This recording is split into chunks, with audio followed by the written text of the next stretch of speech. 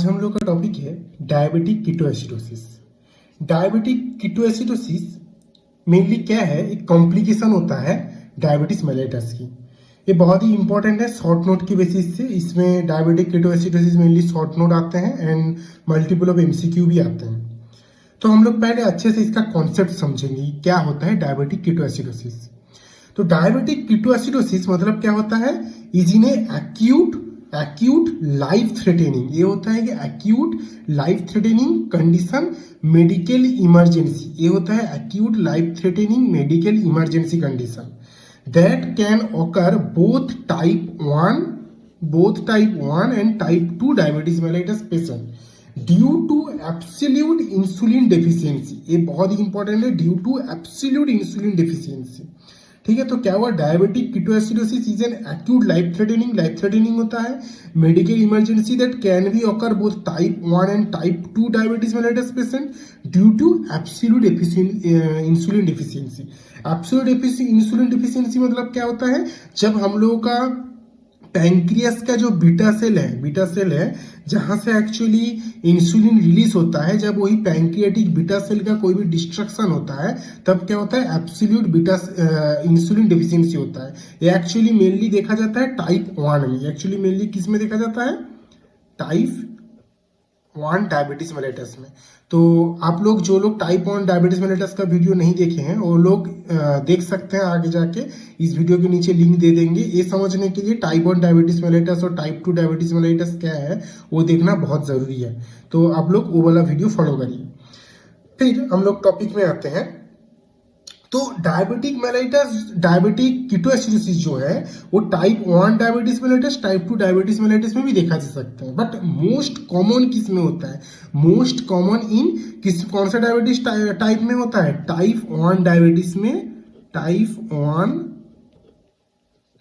Diabetes mellitus में क्या होता है, मोस्ट कॉमनली देखा जाता है जो डायबिटिक कीटोएसिडोसिस। ठीक है, टाइप 2 में भी देखा जाता है, टाइप 1 में भी देखा जाता है, बट मोस्ट कॉमन होता है टाइप 1 डायबिटीज मेलाइटस में।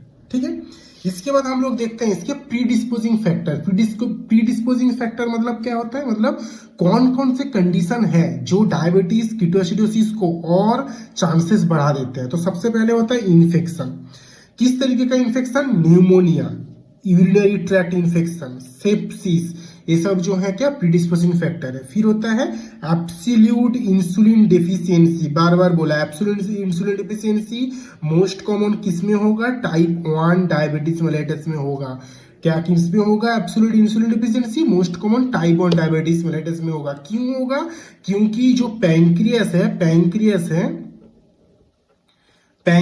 है उसके अंदर क्या रहता है, बीटा सेल क्या प्रोड्यूस करते हैं, beta cell actually insulin produce करते हैं, बीटा सेल इंसुलिन प्रोड्यूस करते हैं। तो बीटा सेल की डिस्ट्रक्शन की वजह से इंसुलिन प्रोडक्शन क्या होता है, डिक्रीज हो जाता है। तो तब होता है एब्सोल्यूट इंसुलिन डेफिशिएंसी। ये एक्चुअली टाइप 1 डायबिटीज मेलाइटस में देखा जा सकता है। फिर होता है सीवियर स्ट्रेस की वजह से भी बहुत होता है, सीवियर स्ट्रेस की वजह से। फिर होता है हाइपरथायराइडिज्म की वजह से भी बहुत हो सकता है, डायबिटिक कीटोएसिडोसिस का चांसेस इंक्रीज हो सकता है। प्रेगनेंसी में भी डायबिटिक कीटोएसिडोसिस का चांस जो है इंक्रीज हो सकता है। फिर कुछ ड्रग्स है, थायराइड, कॉर्टिकोस्टेरॉइड, ये सब में भी क्या होता है, जो डायबिटिक कीटोएसिडोसिस है उसका चांस बहुत इंक्रीज हो जाते हैं। अब इसके बाद हम लोग देखेंगे कि कुछ स्पेशल कंडीशन है जो एक्चुअली डायबिटिक कीटोएसिडोसिस में बहुत ही देखा जाता है, कुछ स्पेशल कंडीशन। अब क्यों होता है ऐसा स्पेशल कंडीशन, हम लोग इसका पैथोजेनेसिस में डिस्कस करेंगे। बट एमसीक्यू के बेसिस के लिए बहुत ही इंपॉर्टेंट है कि डायबिटिक कीटोएसिडोसिस में hyper ketonaemia, ketonuria, hyperglycaemia and metabolic acidosis, ये जो है डायबिटिक कीटोएसिडोसिस में बहुत ही कॉमन साइन को देखा जा सकता है। एमसीक्यू के पॉइंट ऑफ व्यू के लिए बहुत इंपॉर्टेंट है। अब hyper ketonaemia, ketonuria, hyperglycaemia, metabolic acidosis क्यों होता है वो हम लोग अब आगे जाके देखेंगे।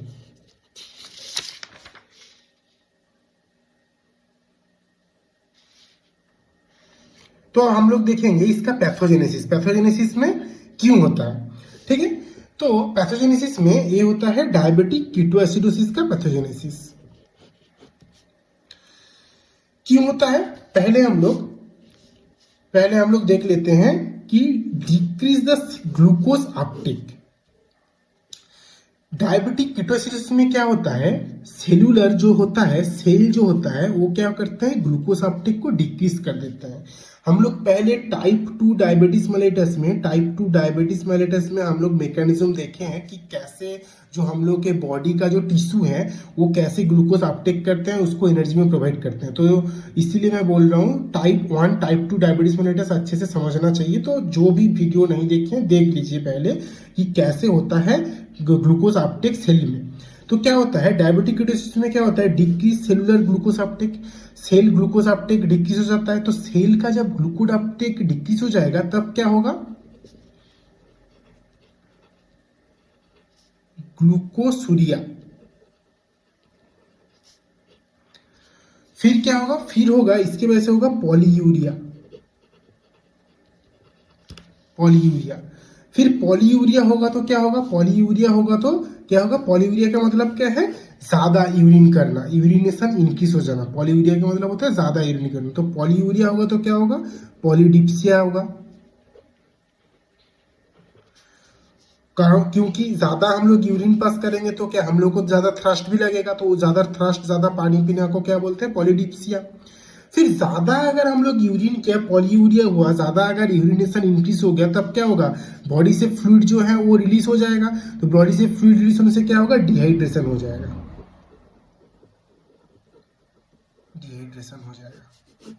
ठीक है। तो एक होता है मैकेनिज्म कि सेलुलर ग्लूकोज अपटेक की डायबिटिक कीटोएसिडोसिस में जब decrease of the cellular glucose Uptake होता है तब बॉडी कैसे रिएक्ट करते हैं। फिर देखते हैं एक दूसरा जो मैकेनिज्म है वो देखते हैं। फिर क्या होता है, और एक मैकेनिज्म क्या होता है, increase the counter regeneration hormone. जैसे क्या रहता है, ग्लूकागॉन रहते हैं, कॉर्टिसोल रहते हैं और एड्रिनलिन रहते हैं। ये क्या होता है जब इंक्रीज हो जाता है, ठीक है, ग्लूकागॉन, कॉर्टिसोल, एड्रिनलिन हार्मोन जब इंक्रीज हो जाता है। अब हम लोग देखेंगे दूसरा वाला जो मैकेनिज्म है वो, दूसरा वाला मैकेनिज्म में क्या होता है, increase counter regulatory hormone. Counter regulatory hormone मतलब क्या है, ग्लूकागॉन, कॉर्टिसोल एंड एड्रिनलिन। जब ये इंक्रीज हो जाता है तब क्या होता है, एक होगा proteolysis. What is the proteolysis? Proteolysis का मतलब क्या है, प्रोटियोलाइसिस का मतलब होता है ब्रोकन ऑफ द प्रोटीन। जो प्रोटीन का ब्रेकडाउन है वो इंक्रीज हो जाता है, उसको हम लोग बोलेंगे प्रोटियोलाइसिस। तो प्रोटियोलाइसिस क्या, प्रोटीन ब्रेकडाउन। तो जब प्रोटीन ब्रेकडाउन जब इंक्रीज हो जाता है किसकी वजह से, increase the counter regulatory hormone glucagon, cortisol, adrenaline की वजह से। और एक क्या होता है, सेम होता है लाइपोलाइसिस। लाइपोलाइसिस मतलब क्या, लाइपोलाइसिस मतलब लिपिड जो है, लिपिड का जो ब्रेकडाउन है, लिपिड का ब्रेकडाउन ये भी इंक्रीज हो जाता है। अब लिपिड का ब्रेकडाउन होगा तो क्या बनेगा, फ्री फैटी एसिड बनेगा लिपिड का ब्रेकडाउन की वजह से। तो जब फ्री फैटी एसिड्स बनेगा लिपिड के ब्रेकडाउन की वजह से तब क्या होगा, फ्री फैटी एसिड किस में कन्वर्ट करेगा, कीटोन्स में कन्वर्ट करेगा फ्री फैटी एसिड। तो जब कीटोन्स में फ्री फैटी एसिड कन्वर्ट करेगा, ये जो कीटोन होता है, कीटोन एक एसिडिक होता है, ठीक है, कीटोन एसिडिक होता है। तो क्या होता है हम लोग के बॉडी में तब क्या होता है, एसिडिक बन जाता है, कीटोन एसिडिक है। तो एसिडिक की वजह से ये क्या करते हैं, डिक्रीज द बाइकार्बोनेट को डिक्रीज कर देते हैं। तो बाइकार्बोनेट को डिक्रीज करने की वजह से क्या होता है, मेटाबॉलिक एसिडोसिस हो जाता है।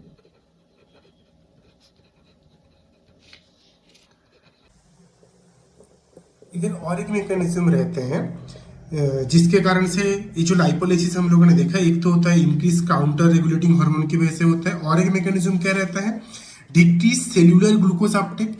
जब सेल्यूलर ग्लूकोज अपटेक डिक्रीज हो जाता है, decrease cellular glucose uptake decrease हो गया मतलब क्या, ब्लड ग्लूकोज लेवल तो इंक्रीज है, बट ये जो ब्लड में ग्लूकोज है ये सेल में प्रॉपर तरीके से डिपोजिशन नहीं हो पा रहा है, इस वजह से ही डायबिटीज मेलिटस होता है। हम लोगों ने type 1 diabetes mellitus, type 2 diabetes mellitus mechanism में देखे हैं।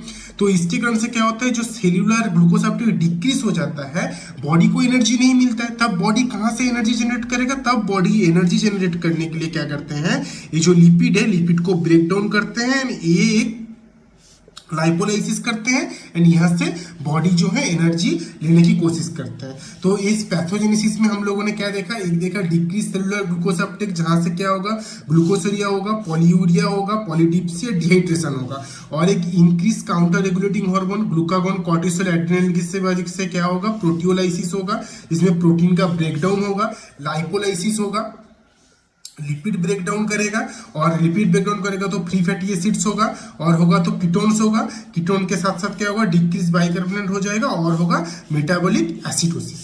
ठीक है, ये रहा इसका पूरा पैथोजेनेसिस। और एक इसका कौन सी पाथवे रहता है कि ग्लूकोज जो होता है सेल में डिक्रीज होने की वजह से सेल बॉडी जो है एनर्जी जनरेट करने के लिए क्या करते हैं, लिपिड को ब्रेक डाउन इंक्रीज कर देते हैं, लाइपोलाइसिस होता है। ठीक है, तो ये रहा इसका पूरा पैथोजेनेसिस। अब हम लोग देखेंगे दूसरा वाला जो मैकेनिज्म है, वो दूसरा वाला मैकेनिज्म में क्या होता है, इंक्रीज काउंटर रेगुलेटरी हार्मोन।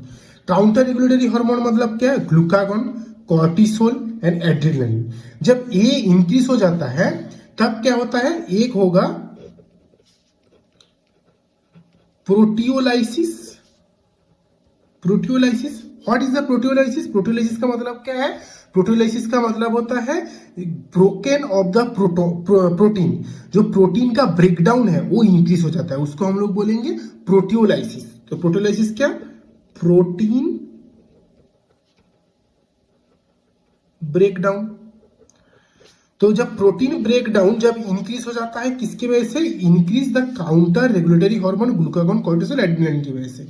और एक क्या होता है, सेम होता है लाइपोलाइसिस। लाइपोलाइसिस, लाइपोलाइसिस मतलब क्या, लाइपोलाइसिस मतलब लिपिड जो है, लिपिड का जो ब्रेकडाउन है,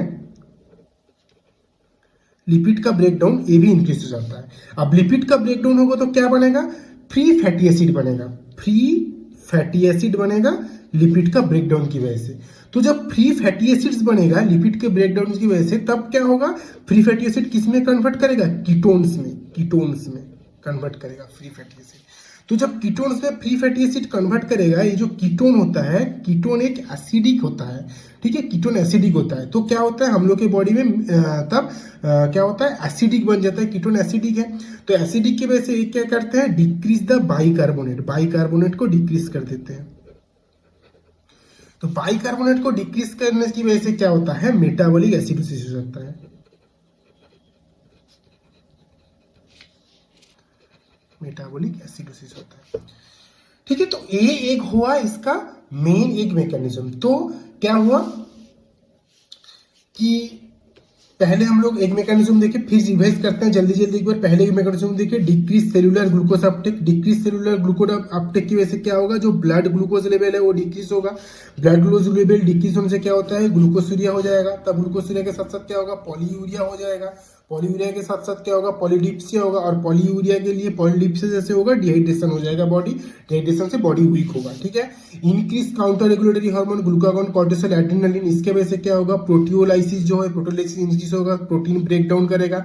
ठीक है, प्रोटीन ब्रेक डाउन करेगा, फिर उसके बाद लाइपोलाइसिस होगा, लिपिड ब्रेक डाउन करेगा, लिपिड ब्रेक डाउन करेगा तो फ्री फैटी एसिड होगा, फ्री फैटी एसिड होगा तो कीटोन्स बनेगा, कीटोन्स क्या करेगा, डिक्रीज द बाइकार्बोनेट कर देगा, और इसके वजह से क्या होगा, मेटाबॉलिक एसिडोसिस। एक्चुअली क्या होता है, जब हम लोग के बॉडी में लाइपोलाइसिस होता है या फिर जो ब्लड ग्लूकोज डिक्रीज हो जाता है, तब क्या होता है, बॉडी को एनर्जी नहीं मिलता है। तब बॉडी एनर्जी लेने के लिए क्या करते हैं, लिपिड को ब्रेक करेगा। इस वजह से लाइपोलाइसिस होता है, लिपिड को ब्रेक करेगा, लिपिड ब्रेक को और इंक्रीज करेगा, क्योंकि बॉडी चाहेगा कि लिपिड को और प्रोटीन को ब्रेक करके वहां से एनर्जी ले। इसलिए ब्लड ग्लूकोज लेवल डिक्रीज होने से क्या होता है, लाइपोलाइसिस और प्रोटियोलाइसिस इंक्रीज हो जाता है because of counter regulatory hormone की वजह से। ये सब हार्मोन क्या कर देते हैं, ये सबको ब्रेक करके बॉडी को एनर्जी देने की कोशिश करते हैं ब्लड ग्लूकोज लेवल जब डिक्रीज होता है। ठीक है, समझ के पढ़ना है, कुछ भी रट्टा नहीं मारना है। क्यों लाइपोलाइसिस प्रोटियोलाइसिस हुआ, ब्लड ग्लूकोज लेवल डिक्रीज होने की वजह से बॉडी को एनर्जी नहीं मिल रहा है प्रॉपर तरीके से, इस वजह से बॉडी को एनर्जी देने के लिए लिपिड एंड प्रोटीन को ब्रेक डाउन करते हैं, वहां से बॉडी जो है एनर्जी प्रोवाइड करने की कोशिश करते हैं। ठीक है, तो इस कारण से होता है मेनली पैथोजेनेसिस डायबिटिक कीटोएसिडोसिस का। अब हम लोग इसका नेक्स्ट पार्ट में जाएंगे क्लिनिकल फीचर्स इसका। अब हम लोग इसका नेक्स्ट पार्ट में जाएंगे क्लिनिकल फीचर्स, क्या क्या साइन एंड सिम्टम देखा जा सकता है। तो पहले सिम्टम्स क्या क्या देखा जाएगा, हम लोगों ने अभी पढ़ा पॉलीयूरिया होगा। पॉलीयूरिया होगा तो क्या होगा, थ्रस्ट होगा। पॉलीयूरिया होगा तो थ्रस्ट होगा तो क्या होगा, पॉलीडिप्सिया होगा। पॉलीडिप्सिया मतलब ज्यादा पानी पीना, थ्रस्ट रहेगा तो ज्यादा पानी पिएगा आदमी। तो सेम अगर पॉलीयूरिया होगा अगर हम लोग इधर देखें कि पॉलीयूरिया होगा, पॉलीडिप्सिया होगा, थ्रस्ट बढ़ेगा, ये सब की वजह से क्या होता है, पॉलीयूरिया की वजह से क्या होगा, डिहाइड्रेशन होगा। वो साइन एक मेन इंपॉर्टेंट साइन होता है डिहाइड्रेशन। ठीक है, फिर डायबिटीज मेलिटस का एक इम्पॉर्टेंट जो साइन होता है वो होता है वेट लॉस। डायबिटिक मेलिटस की वजह से ही डायबिटिक कीटोएसिडोसिस होगा, तो ऑब्वियसली इसमें डायबिटीज मेलिटस का साइन रहेगा, तो वेट लॉस देखा ही जाएगा। और बॉडी डिहाइड्रेट है, बॉडी में ब्लड ग्लूकोज लेवल डिक्रीज है, तो ब्लड ग्लूकोज लेवल डिक्रीज है तो बॉडी को ज्यादा एनर्जी प्रोवाइड नहीं करेगा, तो क्या होगा, वीकनेस आएगा। वीकनेस के साथ साथ क्या आएगा, बॉडी में वॉमिटिंग, नोजिया वॉमिटिंग आएगा। बॉडी में कभी भी वीकनेस लगे, बॉडी को भी कभी भी थका हुआ लगे, एनर्जी ना मिल रहा हो बॉडी को, तो ऑब्वियसली जो है नोजिया वॉमिटिंग आएगा।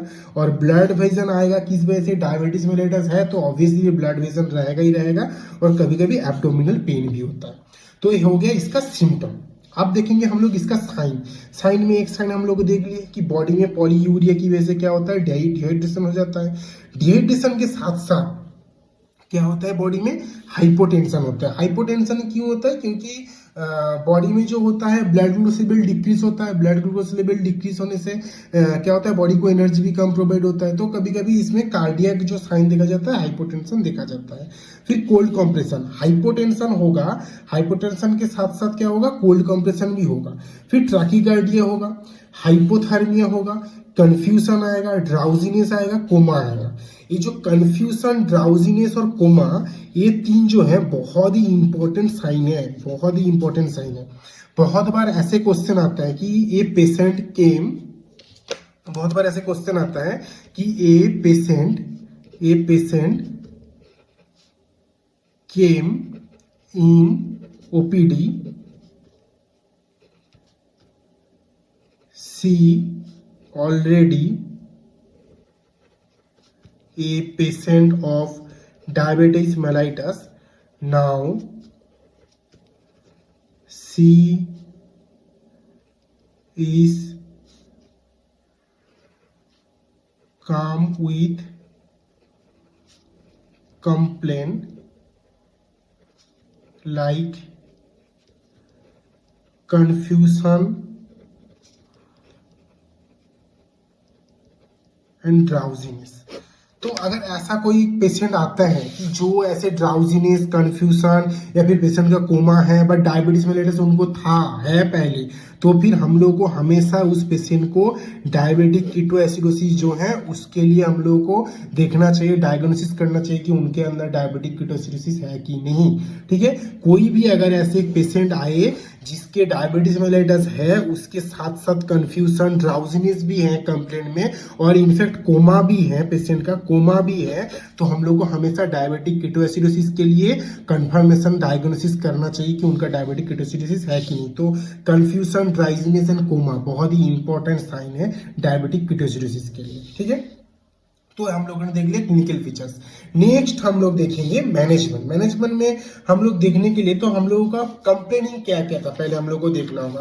कंप्लेनिंग क्या क्या था हम लोगों का कि बॉडी जो है डिहाइड्रेट है, एक कंप्लेन था, मेन कंप्लेन। तो डिहाइड्रेट है मतलब बॉडी को फ्लूइड की जरूरत है, बॉडी से पॉलीयूरिया की वजह से फ्लूइड निकल रहा है, तो हम लोग क्या करेंगे, करेक्शन ऑफ फ्लूइड डेफिसिट। ठीक है। नेक्स्ट क्या था हम लोग का कंप्लेंट कि बॉडी में ग्लूकोज बहुत इंक्रीज है, तो नेक्स्ट कंप्लेंट था ग्लूकोज इंक्रीज, तो हाइपरग्लाइसेमिया, तो करेक्शन करेंगे हाइपरग्लाइसेमिया को। ठीक है। और एक कंप्लेंट क्या था कि बॉडी में जो है इलेक्ट्रोलाइट इम्बेलेंस होता है। क्यों इलेक्ट्रोलाइट इम्बेलेंस होगा? बॉडी से जो है पॉलीयूरिया की वजह से ज्यादा फ्लूइड निकल जाएगा। फ्लूइड निकलेगा तो ऑब्वियसली फ्लूइड अकेला नहीं निकलेगा, बहुत सारा सोडियम पोटेशियम ये सब जो है इन सब का भी इम्बेलेंस करेगा, तो correction of the electrolyte imbalance ये भी एक है। फिर क्या होगा? मेटाबॉलिक एसिडोसिस होगा, तो correction of the metabolic acidosis. ठीक है। तो ये होता है इसका मेन ट्रीटमेंट। अब हम लोग इसका एक एक करके हम लोग ट्रीटमेंट देखेंगे कि कैसे हम लोग इसको ट्रीट करेंगे। ठीक है। तो पहले हम लोग क्या देखेंगे कि correction of the fluid deficit, कैसे फ्लूइड डेफिसिट को करेक्शन करेंगे। पहले हम लोग क्या करेंगे, इसका इनिशियली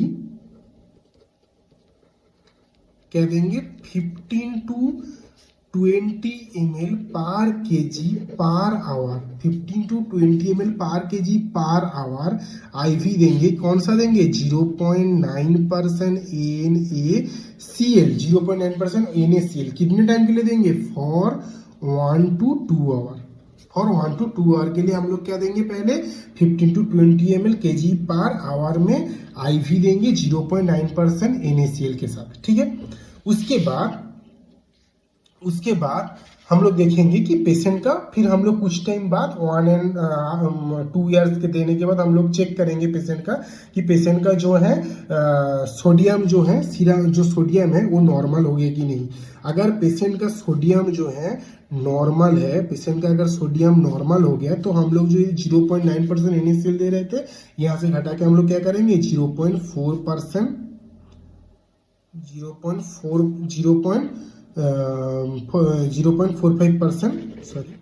0.45% हम लोग NaCl देंगे। ठीक है। अगर हम लोगों ने देखा उसके बाद कि नहीं सोडियम जो है अभी भी डिक्रीज ही है, सोडियम जो है अभी भी डिक्रीज ही है, तो हम लोग क्या करेंगे कि ये 0.9% NaCl को कंटिन्यू करेंगे।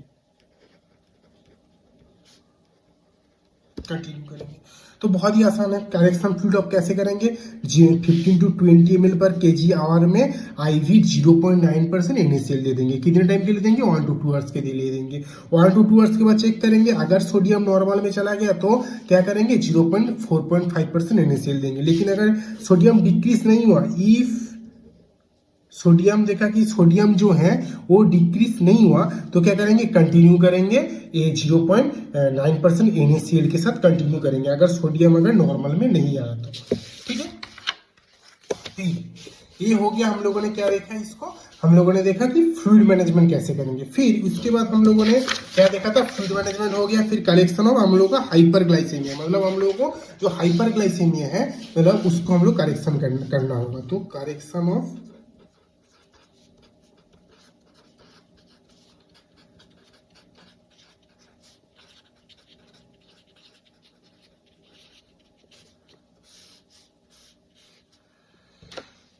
हाइपरग्लाइसेमिया, तो क्या करेंगे इसके लिए मेनली हाइपरग्लाइसेमिया के लिए, इसके करेक्शन के लिए हम लोग मेनली क्या यूज करेंगे? Regular insulin.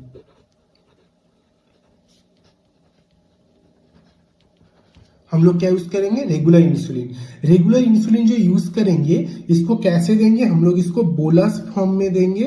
बोलस फॉर्म में देंगे 0.1 U पर केजी आईवी। ठीक है। इसमें देंगे 0.1 U पर केजी आईवी में देंगे। ठीक है। अब इसको हम लोग एक बार दे दिया। ठीक है, एक बार दे दिया। अब देने के बाद क्या होगा, कुछ टाइम बाद जो है ब्लड ग्लूकोज है वो इंसुलिन क्या होगा कि ब्लड ग्लूकोज को मेंटेन कर लेगा। इंसुलिन क्या करेगा? ब्लड ग्लूकोज को इंसुलिन मेंटेन कर लेगा, सेल तक पहुंचा देगा या फिर मेंटेन कर लेगा। बट इसका जब एक्शन खत्म हो जाएगा तो कुछ टाइम बाद क्या होता है, फिर ब्लड ग्लूकोज जो है वो डिक्रीज हो सकता है। तो इसलिए क्या करेंगे हम लोग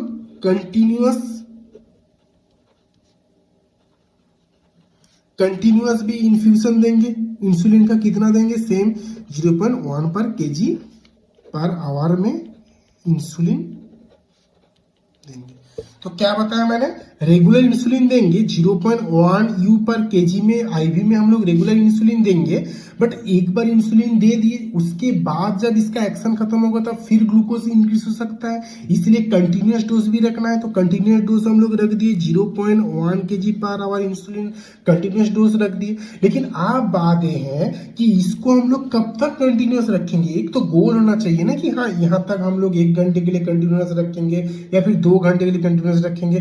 कौन से गोल के लिए हम लोग इसको कंटिन्यूस रखेंगे, तो एक गोल है इधर, क्या कौन सा गोल है, जो ब्लड ग्लूकोज लेवल है वो अगर 50 to 75 मिलीग्राम पर डेसीलीटर पर आवर के हिसाब से कम हो गया, जो ब्लड ग्लूकोज लेवल है वो अगर 50 to 75 मिलीग्राम पर डेसीलीटर पर आवर के हिसाब से कम हुआ डिक्रीज हुआ,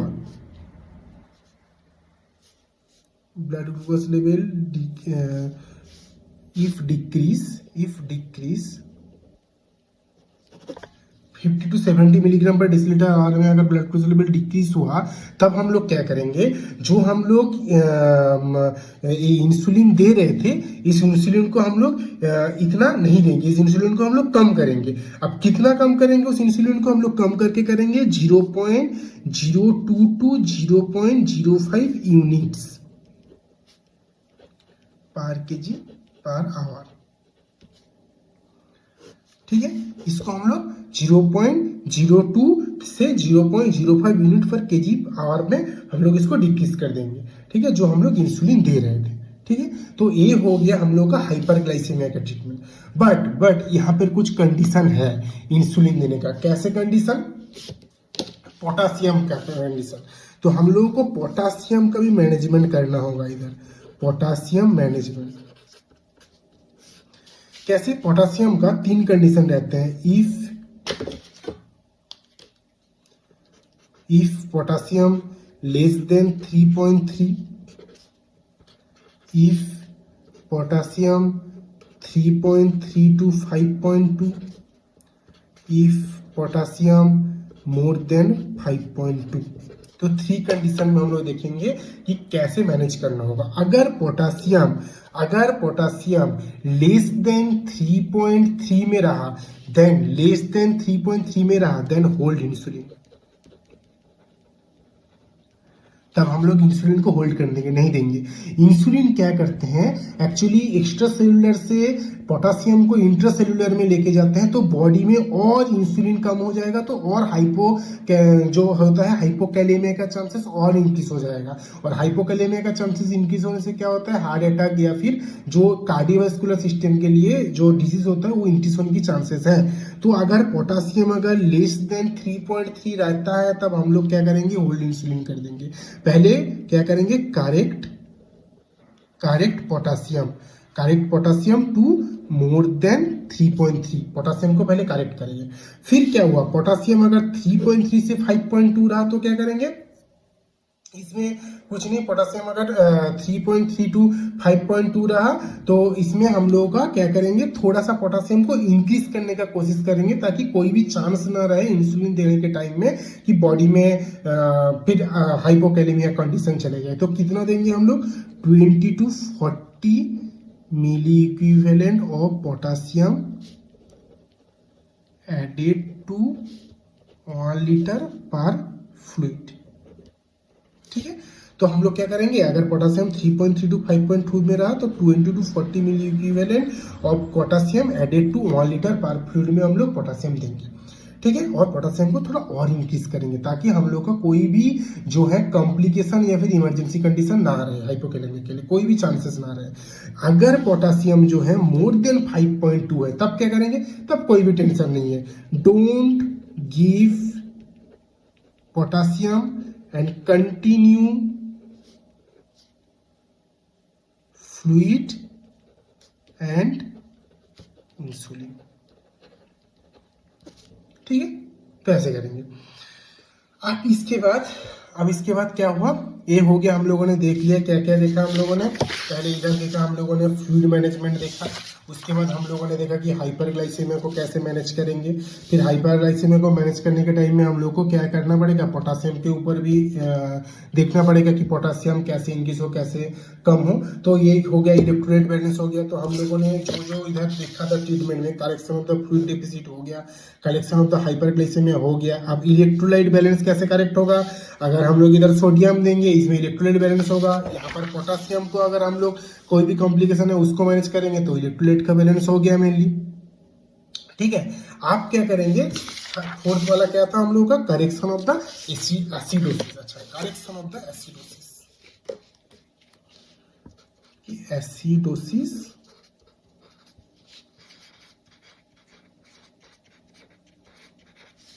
करेक्शन। अच्छा, एसिडोसिस करेक्शन के लिए कुछ ऐसे करने की जरूरत नहीं है, क्योंकि अगर हम लोग ये पैथोलॉजी जो हम लोगों ने देखा, अगर हम लोग वो देख लिए कि एसिडोसिस कहाँ से हो रहा है, कि बॉडी में increase counter regulatory hormone increase हो रहा है। किसके वजह से इंक्रीज हो रहा है, एक्चुअली डायबिटीज मेलिटस की वजह से इंक्रीज हो रहा था। डायबिटीज मेलिटस है पेशेंट में, तब जाके ये सब हो रहा है। तो इसकी वजह से क्या हो रहा था, लाइपोलाइसिस इंक्रीज हो रहा था, फिर क्या हो रहा था, कीटोन फॉर्म हो रहा था, इंक्रीज डिक्रीज बाइकार्बोनेट हो रहा था, मेटाबॉलिक एसिडोसिस हो रहा था। तो अगर हम लोग ब्लड ग्लूकोज लेवल जो है, डायबिटीज मेलिटस का जो कॉज है blood glucose level, blood glucose, अगर हम लोग उसको ही सही कर दिए तो अपने आप ही जो है मेटाबॉलिक एसिडोसिस करेक्ट हो सकता है। क्योंकि ये जो मैकेनिज्म हम लोगों ने देखा, ये क्यों हुआ ये बॉडी में, क्योंकि ब्लड ग्लूकोज लेवल डिक्रीज था, बॉडी को एनर्जी चाहिए था, इसलिए बॉडी क्या किया कि लिपिड को ब्रेक करके बॉडी एनर्जी लेने गया, बट वहां से क्या होता है, उसकी वजह से मेटाबॉलिक एसिडोसिस हो जाता है। तो अगर हम लोग ब्लड ग्लूकोज लेवल को ही करेक्ट कर देंगे तो हम लोग को इसको करेक्ट करने की जरूरत नहीं पड़ेगा। तो यहाँ पर हम लोग एसिडोसिस करेक्शन में हम लोग क्या लिखेंगे, सबसे पहले कि correction the blood glucose level.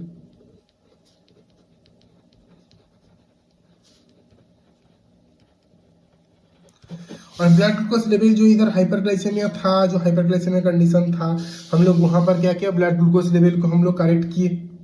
ठीक है, ब्लड ग्लूकोज लेवल को हम लोग करेक्ट किए। अब उसके बाद क्या होता है, उसके बाद हम लोग क्या करेंगे, आईवी देंगे। कौन सा, इसको नॉर्मल ठीक करने के लिए आईवी बाइकार्बोनेट ओनली देंगे।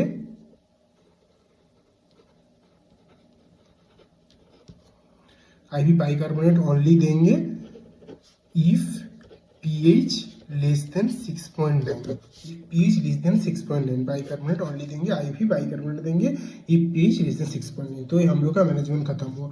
अच्छा, मैं और एक चीज बोल देता हूँ, कंफ्यूजन हो सकता है बहुत लोगों को। इधर जो मैं ब्लड ग्लूकोज लेवल डिक्रीज बोल रहा हूँ, actually blood glucose level decrease मतलब ये नहीं कि ब्लड में जो है ग्लूकोज लेवल वो डिक्रीज होता है। Actually blood glucose level normally increase रहता है, बट क्या होता है, सेल्यूलर डिपोजिशन में ब्लड जो ग्लूकोज लेवल है वो डिक्रीज होता है। ठीक है, not blood glucose level decrease, blood glucose level जो है वो इंक्रीज हो जाता है, बट जो सेल्यूलर ग्लूकोज होता है, सेल्यूलर ग्लूकोज लेवल होता है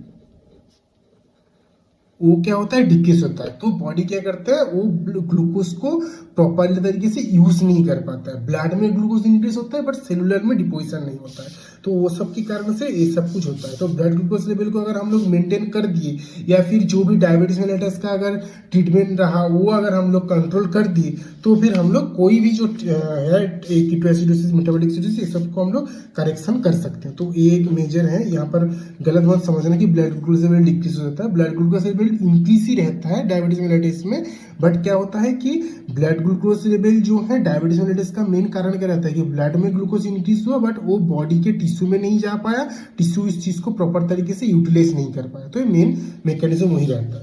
ठीक है, तो ये हम लोगों ने कंप्लीट किया ट्रीटमेंट। अब हम लोगों को कैसे समझ में आएगा कि जो डायबिटिक कीटोएसिडोसिस है वो रिमूव्ड हुआ,